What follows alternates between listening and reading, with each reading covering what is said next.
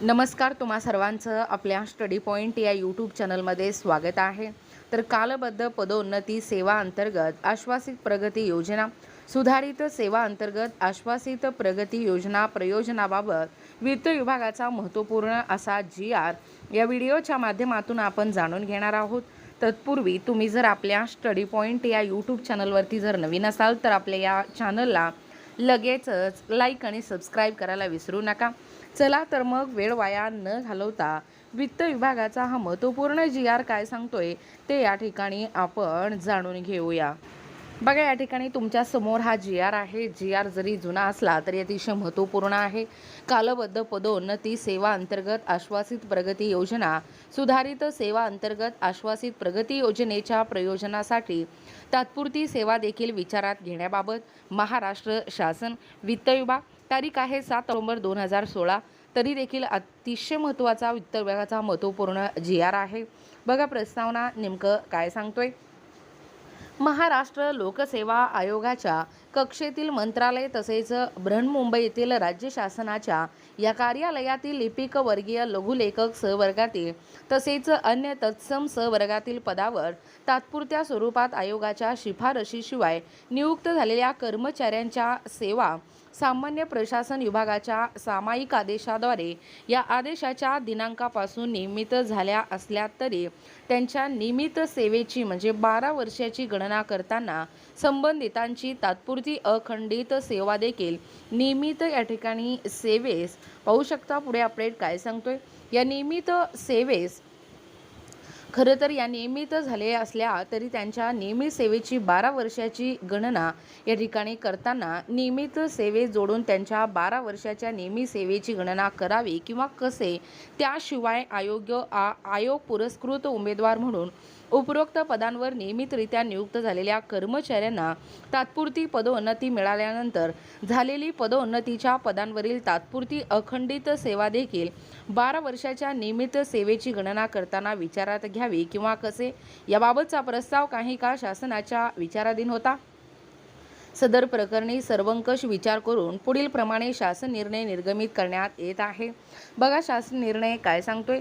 महाराष्ट्र लोकसेवा आयोगाच्या कक्षेतील म्हणजे मंत्रालयातील तसेच बृहन्मुंबई येथील राज्य शासकीय कार्यालयात लिपिक वर्गीय सहवर्ग तसेच अन्य सहवर्गात महाराष्ट्र लोकसेवा आयोग अपुरस्कृत उमेदवार म्हणून नियुक्त झालेल्या व सामान्य प्रशासन विभागाच्या विविध शासन आदेशान्वये दिनांक 31/3/1999 पर्यंत सेवा नियमित केलेल्या कर्मचाऱ्यांची सेवा नियमित झाल्याच्या दिनांकापूर्वीची तात्पुरती अखंडित सेवा तसेच महाराष्ट्र लोकसेवा आयोग पुरस्कृत उमेदवार म्हणून मंत्रालय तसेच बृहन्मुंबई येथील राज्य शासकीय कार्यालयात लिपिक सहवर्गात अथवा अन्य तत्सम सहवर्गात नियुक्त झालेल्या कर्मचाऱ्यांची पदोन्नतीच्या कोट्यातील तात्पुरत्या पदोन्नतीची अखंडित सेवा देखील कालबद्ध पदोन्नती सेवा अंतर्गत आश्वासित प्रगती योजना, सुधारित सेवा अंतर्गत आश्वासित प्रगती योजनेच्या प्रयोजनासाठी 12 वर्षाच्या नियमित सेवेची गणना करताना विचारात घेण्यात यावी।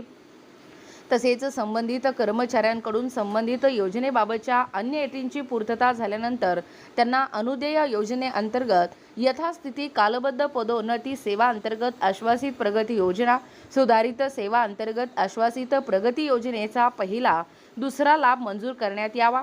संबंधित कर्मचाऱ्यांना अनुदेय ठरणारा पहिला लाभ हा त्यांनी यापूर्वी घेतलेल्या पहिल्या लाभाच्या रकमेशी समायोजित करून संबंधितास फरकाची रक्कम अनुदेय ठरेल। तसेच पहिला लाभ मंजुरीच्या तारखेपासून 12 वर्षाची सलग सेवा पूर्ण झाल्यानंतर आवश्यक अटींची पूर्तता केल्यानंतर संबंधितास सुधारित सेवा अंतर्गत आश्वासित प्रगती योजनेचा दुसरा लाभ हे मंजूर करता येईल। तथापि याही ठिकाणी ज्यांना दुसरा लाभ यापूर्वीच मिळालेला आहे त्याचा सदर लाभाची रक्कम सुधारित दुसऱ्या लाभाशी समायोजित करून संबंधितास फरकाची रक्कम अनुदेय ठरेल। तसेच अशा प्रकारे सुधारित दराने लाभ मंजूर झाल्यानंतर निवृत्तीवेतन धारकांच्या नजीकच्या काळात निवृत्त होणाऱ्या या कर्मचाऱ्यांच्या निवृत्तीवेतन, उपदान, रजा, रोखीकरण यांच्या रकमांची पुन्हा परिगणना करून त्यांना सुधारित दराने निवृत्तीवेतन विषयक लाभ मंजूर करण्यात यावेत। संबंधित कर्मचाऱ्यांना त्यांच्या तात्पुरत्या या सेवेचा लाभ फक्त अकार्यात्मक वेतन श्रेणीच्या प्रयोजनासाठी अनुदेय राहील. हे आदेश माननीय सर्वोच्च न्यायालयात दाखल करण्यात आलेली विशेष अनुमती याचिका क्रमांक पाहू शकता. या आदेशाविरुद्ध मध्ये माननीय सर्वोच्च न्यायालयाच्या या ठिकाणी पाहू शकता. एकूण सर्वोच्च न्यायालयाने दिलेले दिनांक 28/9/2012 रोजीचे आदेश तसेच याचिका क्रमांक व इतर संलग्न याचिकांमध्ये उच्च न्यायालय मुंबई यांनी दिनांक 28/4/2016 रोजी दिलेले आदेश तसेच विधी व न्याय विभागाच्या अनौपचारिक संदर्भ क्रमांक दिनांक 4/7/2016 अन्वये प्राप्त झालेल्या त्या विभागाच्या सहमतीने निर्गमित या ठिकाणी करण्यात येत आहे. पाहू शकता एकूणच अशा पद्धतीने हा शासन निर्णय संकेतस्थळावरती उपलब्ध आहे. बघा एकूणच अशा पद्धतीने कालबद्ध पदोन्नती सेवा अंतर्गत आश्वासित प्रगती योजना सुधारित सेवा अंतर्गत आश्वासित प्रगती योजना प्रयोजनाबाबत महत्त्वपूर्ण असा GR वित्त विभागाच्या वतीने प्रकाशित झालेला आहे. याबद्दल संपूर्ण सविस्तर GR या व्हिडिओच्या माध्यमातून जाणून घेण्याचा प्रयत्न केलेला आहोत. अशाच प्रकारे नाविन्यपूर्ण महत्त्वपूर्ण ताज्या घडामोडी पाहण्यासाठी आपल्या स्टडी पॉईंट या यूट्यूब चॅनलला लगेचच लाईक आणि सबस्क्राईब करायला विसरू नका. भेटूया अशाच पुढच्या नवीन व्हिडिओमध्ये. तोपर्यंत धन्यवाद.